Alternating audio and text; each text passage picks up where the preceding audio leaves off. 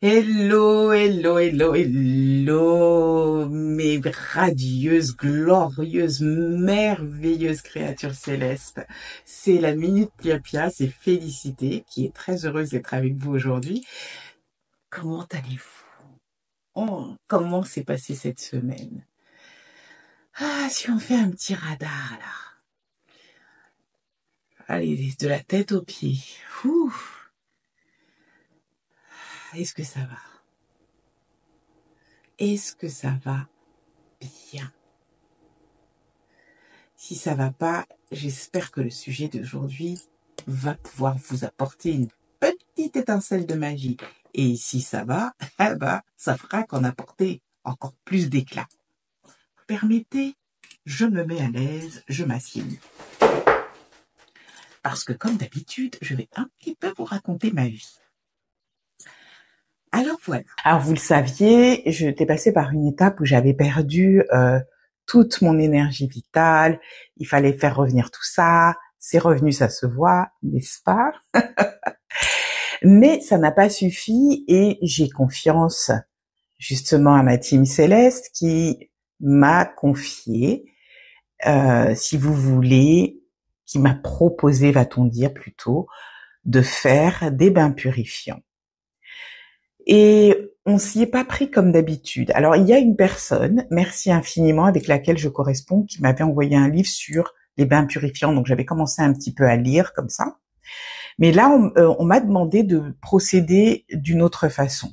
Il y a un rituel à faire pour vous mettre en connexion avec justement les gens de l'autre dimension, hein, vos guides, anges gardiens, ange voilà protecteur de votre canal mystique, mais aussi les ancêtres qui œuvrent pour, à travers et avec la lumière, et aussi ce qu'on appelle les créatures célestes et les maîtres ascensionnés. Ça fait du monde, mais lorsque vous venez ici et que vous travaillez, que vous vous mettez au service de la lumière, même dans le quotidien, hein, vous n'êtes pas obligé d'être guérisseur, voyant ou quoi que ce soit, vous avez toujours toutes ces teams qui travaillent avec vous parce que vous avez, à travers votre vie, une mission de permettre à la lumière d'être diffusée le plus largement possible sur cette planète. Voici votre vocation. J'ai allumé une bougie blanche et j'ai fait mes prières habituelles. Vous savez que je récite un mantra, hein, Nam-myoho Renge Kyo. Et au moment où j'arrête souvent quand je sens que je suis complètement euphorique, que je suis en train de sourire, sans raison valable, juste je sens un sentiment de joie qui m'habite. En général, c'est quand vous avez récité suffisamment pour avoir évacué beaucoup des choses qui encombrent votre esprit et votre mental. Et quand j'arrive à cet état-là, j'ai fait une profonde respiration et j'ai dit voilà, je vais faire un bain de purification. Qu'est-ce que je dois employer? Qu'est-ce que je vais faire?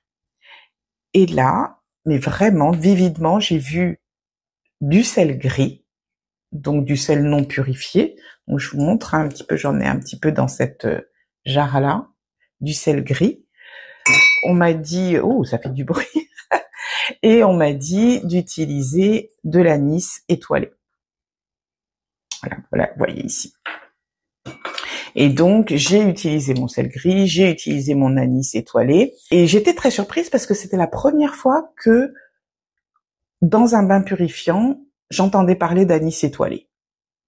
Alors, j'ai dit, vous êtes sûr, anis étoilé? Oui, oui, anis étoilé. Ok, donc, je continue, je suis en train de méditer, mais je me dis, voilà, un petit élément de recherche pour l'inspecteur Félicité. Donc, je mets cette information de côté et je continue.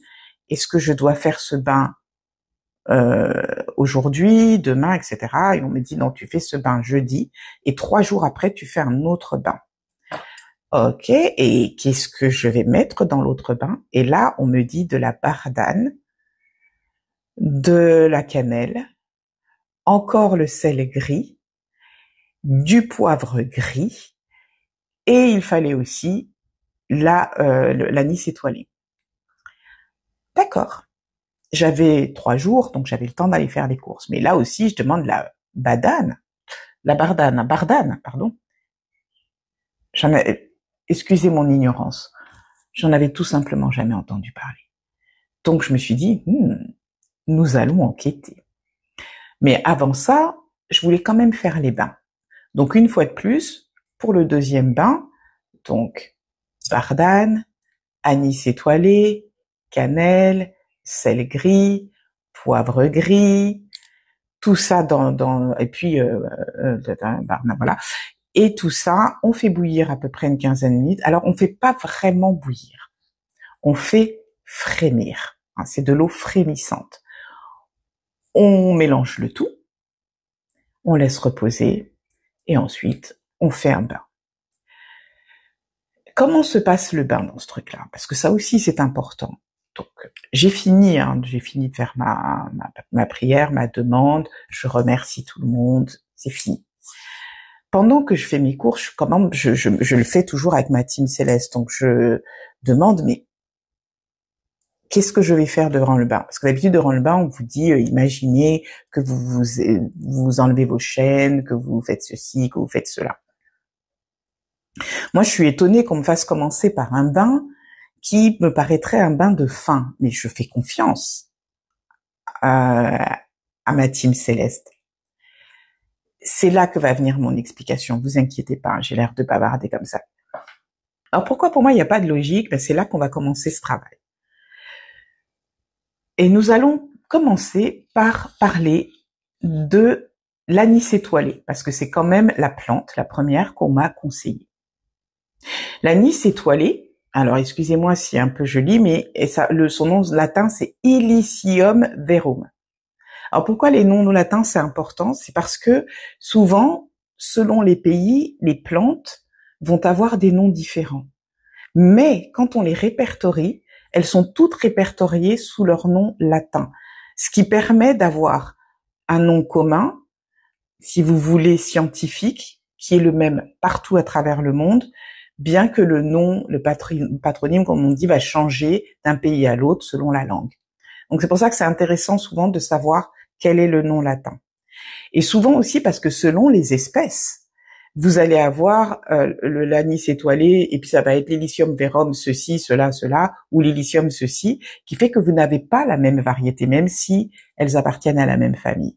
Donc c'est très très important si vous apprenez, si vous commencez à vouloir travailler avec les plantes. Soyez vigilants, vigilantes.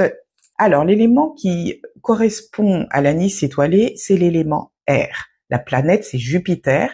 Et s'il faut une correspondance au niveau du genre, c'est-à-dire si on va dire du yin ou du yang, c'est une énergie masculine. Au niveau des chakras, l'anis étoilé est lié au chakra ici du troisième œil et au chakra couronne. Donc on le situe vraiment en haut. Ça n'est pas le cérébral comme on pourrait le penser, mais c'est plus justement ce qui vous lie à l'autre côté, aux autres connexions. C'est pour ça qu'il permet les connexions avec les mondes invisibles, avec les guides, les anges gardiens, justement, les maîtres ascensionnés, avec les êtres de l'autre côté, les êtres de lumière, ce qui vibre à très haute fréquence. Ils développent votre antenne. Certains disent qu'il a 8 branches, alors ça n'est pas toujours le cas. Par exemple, là, vous en avez un qui a 7 branches, qui n'a pas les 8. Mais en général, il est associé au chiffre 8, qui est le chiffre de la chance, de la bonne fortune. 888, vous avez déjà fait un pia-pia là-dessus. Et vraiment la combinaison qui vous ouvre à votre bonne fortune, à votre chemin de vie, mais dans la lumière, dans la grâce. Je dirais même dans la gloire. Vous pouvez donc l'utiliser, dit-on, en talisman, c'est-à-dire soit une des graines qui est contenue comme ça dans un dépôt, vous pouvez utiliser, vous avez vu qu'il y a des petites graines, vous pouvez l'utiliser en entier comme ça, et le porter sur vous. C'est donc un talisman qui va vous permettre d'attirer la bonne fortune. Vous pouvez aussi prendre juste la graine et la mettre, si vous avez un de ces bijoux que vous pouvez ouvrir, dans lesquels vous pouvez mettre quelque chose et porter sur vous. Vous pouvez le mettre dans un petit sachet aussi et l'avoir sur vous. C'est un élément pour la chance, la bonne fortune, mais aussi la protection. Ça augmente vos énergies positive, ça renforce votre aura, c'est aussi très très bon en matière de protection, surtout si vous êtes quelqu'un qui est clairvoyant et qui fait des consultations liées à la guidance ou à la clairvoyance, vous pouvez avoir ça dans la main ou dans vos poches. C'est quelque chose qui renforce votre contact avec les autres dimensions tout en assurant votre protection. Parlons maintenant de la bardane. Alors, on a vu, anis étoilé, c'est le premier bain. Bardane, c'est le deuxième, c'est l'élément principal, mais il y aura quand même de l'anis étoilé. On expliquera tout ce gloubi-boulga plus tard, c'est promis. Donc, voici maintenant le nom latin de la bardane. Excusez-moi, je ne le connais pas par cœur, et en plus, j'ai du mal à le prononcer. C'est Arctium lapa. Son élément, c'est la Terre. L'autre, on avait vu que c'était Jupiter. Il y a aussi un peu du Mercure dans l'anis étoilé. Ça, c'est autre chose. La planète qui gouverne, donc, c'est Saturne. Et le chakra, c'est le chakra racine. Mais c'est aussi le chakra du cœur. Donc, nous voyons que nous partons maintenant dans les chakras qui sont en dessous. Racine, couronne, nous avons un axe entier de tout le corps. Donc, c'est formidable ce qu'a fait mon équipe, ma team Céleste.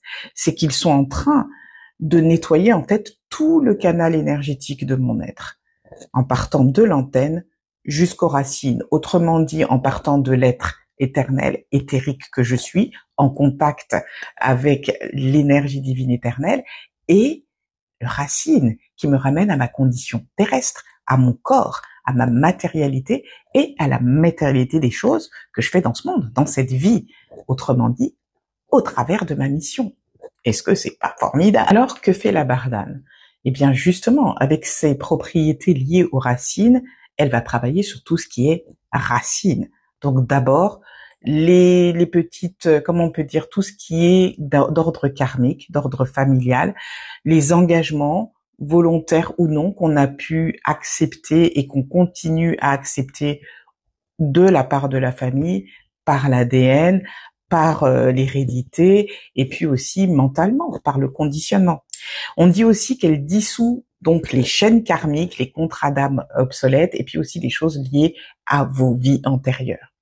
On dit aussi que lorsque vous avez vécu une situation particulièrement qui impacte votre mental, que vous avez aussi peur de choses qui se répètent dans votre vie et qui ont des effets négatifs, la bardane peut dissoudre tout ça.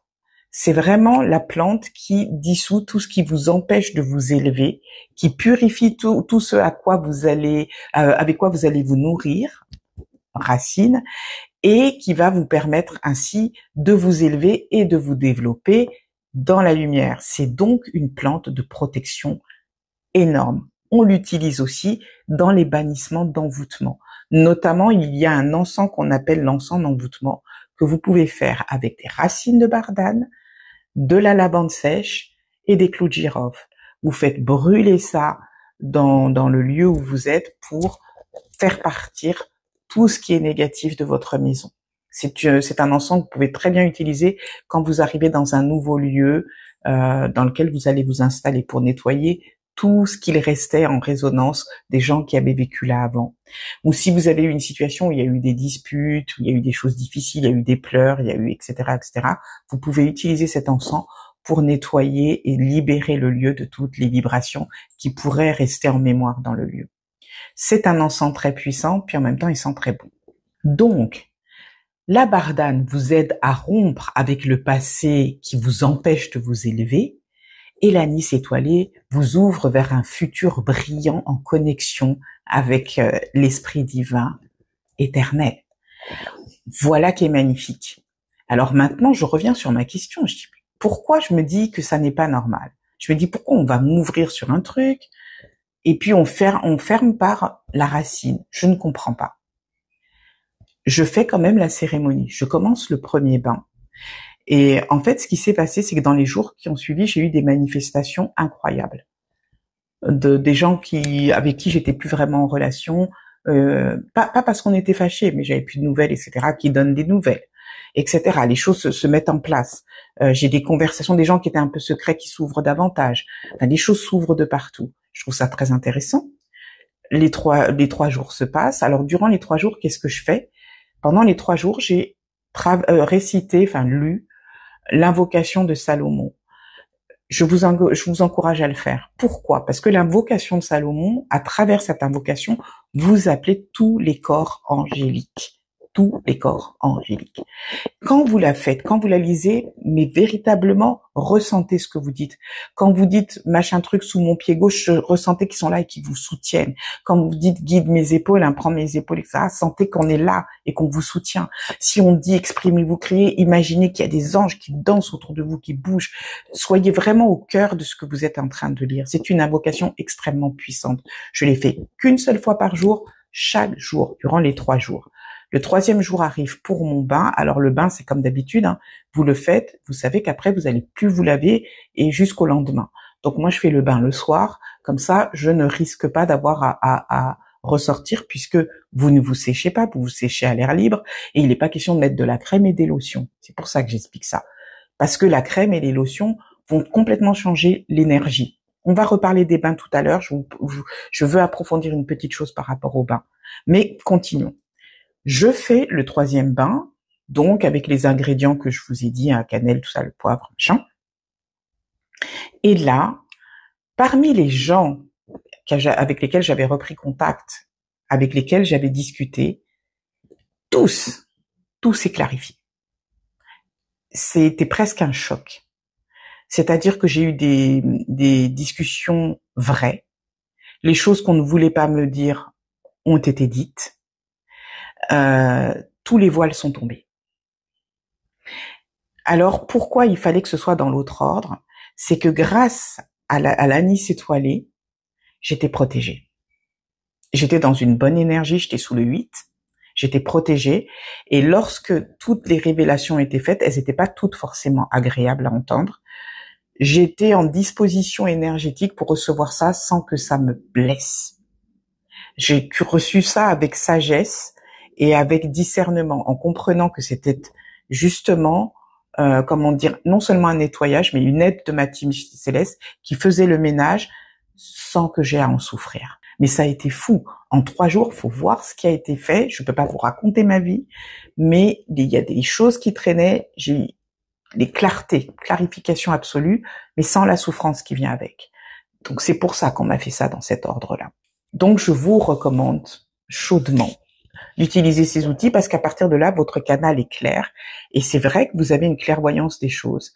C'est-à-dire que quelqu'un qui a pu faire quelque chose qui vous paraît mauvais ou irrespectueux, etc., vous allez apprendre à voir ça de l'autre côté, et avoir ça avec beaucoup de détachement et en disant ouf, dis donc maintenant merci de m'avoir montré ce truc-là, je suis tranquille, maintenant je vais pouvoir avancer dans l'autre direction. Parlons des bains. Alors pourquoi un bain ça agit?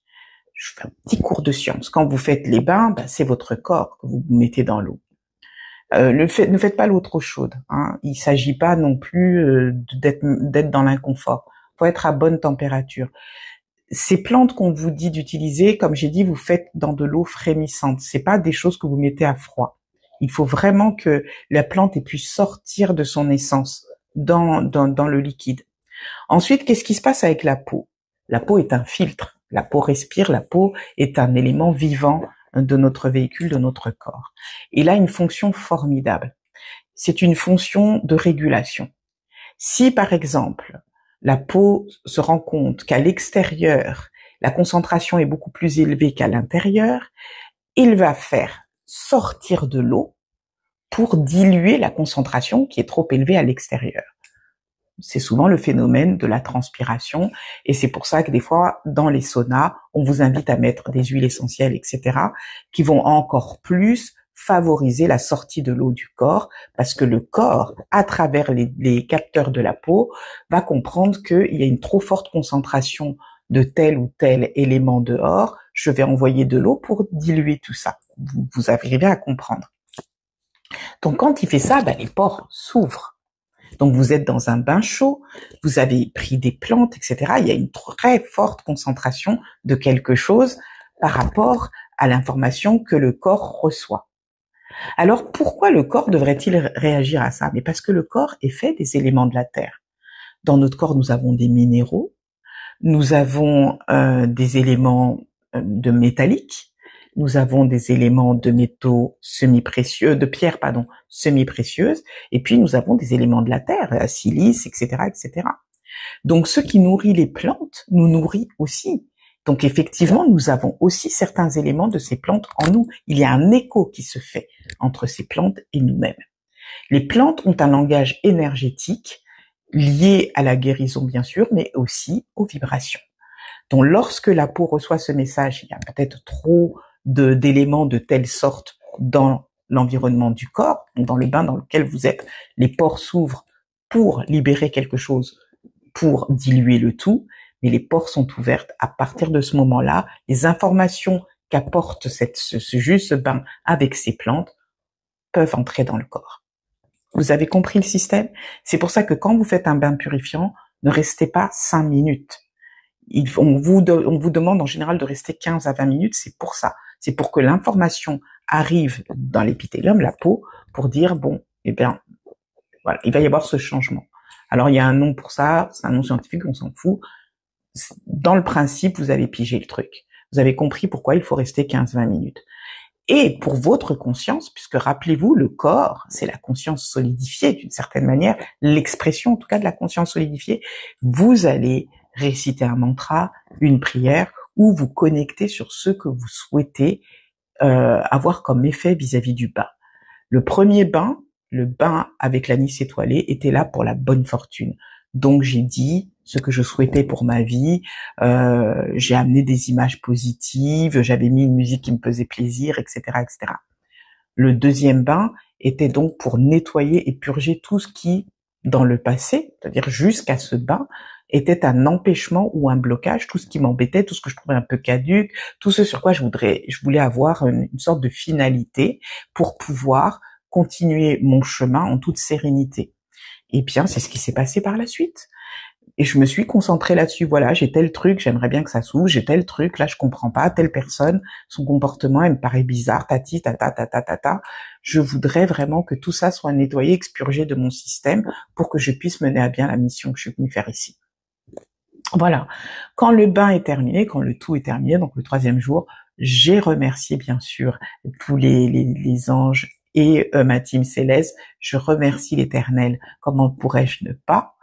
Et j'ai mis fin à ça. Alors, ce que vous pouvez faire, certaines personnes le font aussi, c'est avoir une petite bougie votive et que vous allez laisser brûler pour comme une façon de continuer à faire vivre et réactiver votre prière. Alors, est-ce que c'est la bougie qui a cet effet-là? Non, mais ça veut dire qu'à chaque fois que vous allez passer devant la bougie, vous allez réveiller cette mémoire-là en vous, donc dans votre aura, donc dans votre vie. Voilà, j'espère que ça vous a aidé. Moi, j'ai trouvé que ça a été vraiment une révélation pour moi. Je faisais déjà des bains, ça n'était pas le problème. Mais cette fois, d'avoir fait une recherche vraiment sur les éléments du bain, ça a été quelque chose de formidable. Alors, je rappelle, le bain avec la badiane, il y avait aussi la cannelle. La cannelle, c'est aussi la bonne fortune, mais c'est aussi la purification. Ce qui était intéressant, le gros sel, il cristallise en fait, il cristallise les mauvaises énergies, les énergies bloquantes, les énergies basses, tout ce qui vient du bas astral, et va être éliminé avec l'eau. Le poivre gris, je vous ai dit, il était certainement en relation avec le sel, hein, c'était le sel gris aussi. Alors le poivre gris, c'est du poivre noir moulu, voilà, et il a justement un effet sur tout ce qui est purification et protection. Donc ça accentue l'effet purifiant du sel et la protection exercée par la bardane.